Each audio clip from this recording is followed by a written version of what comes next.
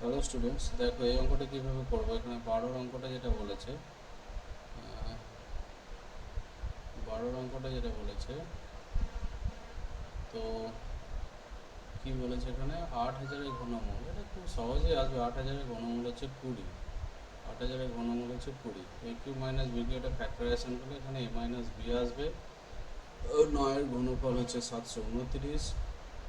এটা সমান 2 হলে দেখো 15টা যেটা বলছে, 15টা 3a মাইনাস বি সমান হচ্ছে 2-এর কিউব, সরি এর হোল কিউব সমান হচ্ছে 2-এর কিউব মানে হচ্ছে 8। এখানে এইটাকে হোল কিউব করলে এই অংশটা আসবে, অর্থাৎ এর অপশান হচ্ছে সি। আচ্ছা, এরপরে 16টা যেটা বলেছে যে এ প্লাস বি সমান হচ্ছে 0।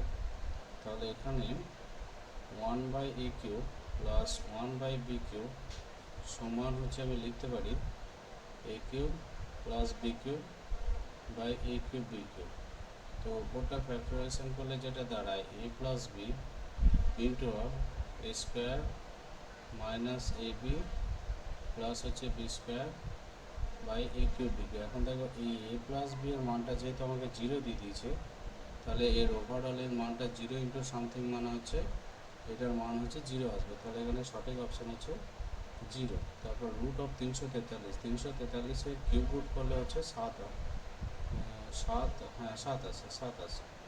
ঠিক আছে, ঠিক আছে। ওকে, থ্যাংক ইউ।